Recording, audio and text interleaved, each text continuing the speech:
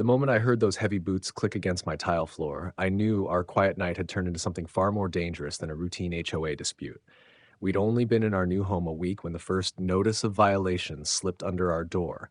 Bold black letters declaring HOA Regulation 8.4, unauthorized plant display, for a single lavender plant in a weathered terracotta pot.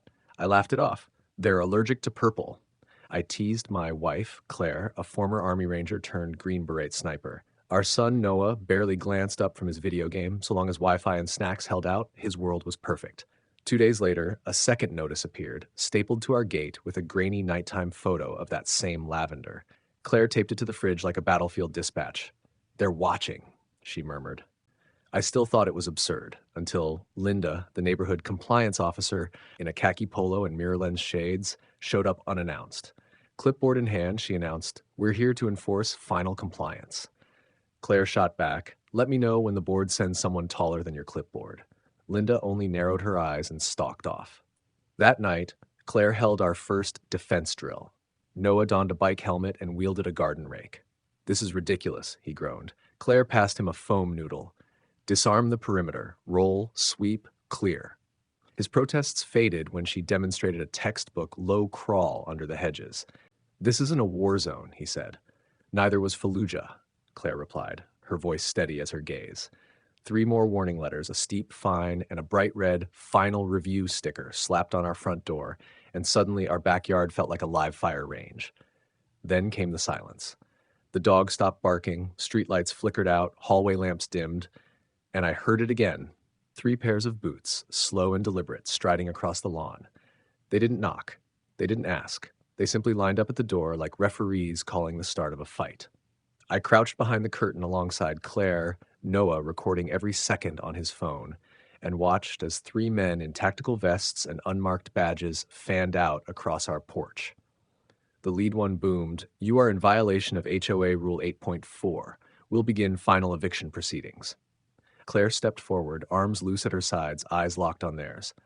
"Final proceedings?" she echoed. "That's a big phrase for someone wearing knockoff Oakleys." The first man blinked. The second checked the base of the door. The third swept his gaze over my flower beds. "Watch his hands," Claire whispered.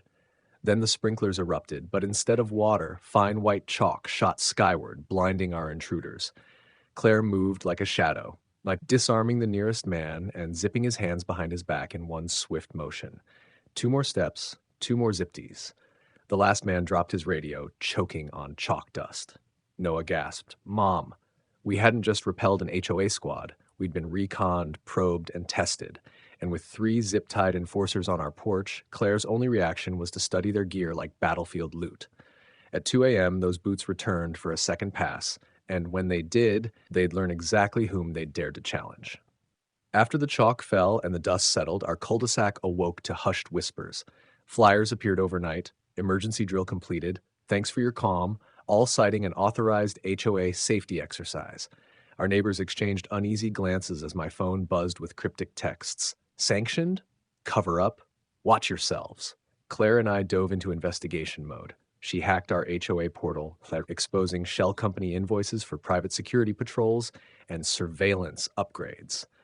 We uncovered a 3-county pattern: unmarked drones mapping yards, bogus citations for visual inconsistency, and Black Ops-style eviction readiness plans. Each folder she opened revealed more rapid response events, civilian homes targeted under the guise of community harmony. "You see this ledger?" Claire leaned over the laptop. "They've diverted dues to Sentinel Ridge Defense. It doesn't exist." On the dining room table, I spread out stapled stacks of board meeting minutes, all signed by President Linda Crossman. Every motion referenced new enforcement authorities with 0 oversight. By dawn, we'd set up our own counter-surveillance. Motion sensors on the porch, covert cameras in the garden gnomes, and a hardened Wi-Fi mesh layer to mask our online activity. Noah taped his toy drone's camera inside our front yard bird bath. "This thing actually works," he grinned. That evening, a boombox-style speaker blared Karen's pre-recorded statement down the block. A scheduled HOA exercise ensured community safety, while 4 men in black tactical gear staked out our neighbors' driveways. Claire watched from the window, binoculars trained. "They're staging a show of force," she said. "No actual authority, just intimidation." I posted raw, unedited footage online. Chalk clouds, zip-teed vests, their own uniforms stamped HOA, Tactical Unit. It racked up views as outraged comments poured in. Local reporters sniffed a story, neighborhood support shifted our way. But by night's end, digital burners flooded forums with fake rumors. They attacked first, it was drug dealers. HOA saved us. Claire, ever methodical, mapped it all on our garage door whiteboard. 1. Unauthorized plant probe. 2. Tactical harassment, siege test. 3. Info leak, narrative warfare. 4. Next phase, likely forced compliance. Our yard became a mini fortress, sandbags in the porch flower bed, tamper-proof locks, and a weatherproof cabinet full of tactical gear. Claire nicknamed our operation project Lavender Shield. On the fourth night, headlights strobed across our windows, 6 SUVs, no plates.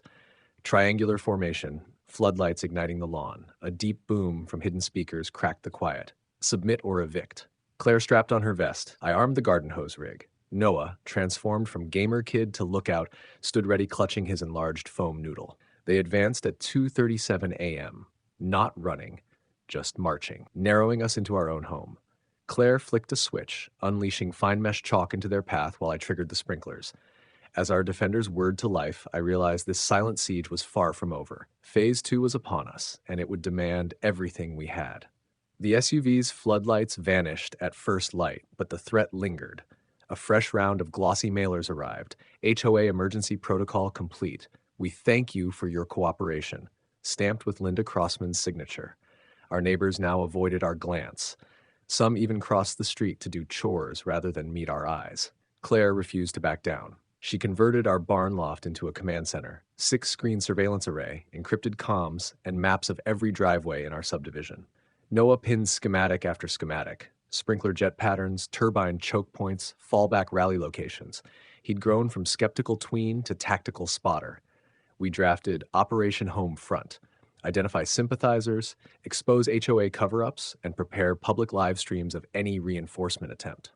Our social feed exploded when we released footage of a Black Ops drone hovering above our yard, its operator silhouetted against moonlight.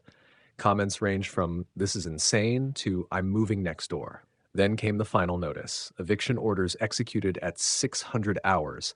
Property seized for code violations. It arrived as a text alert on every neighbor's phone, complete with a geofence link. They claimed our land was annexed under emergency HOA decree. Linda Crossman's voiceover played on a loop. Your family's defiance endangers us all.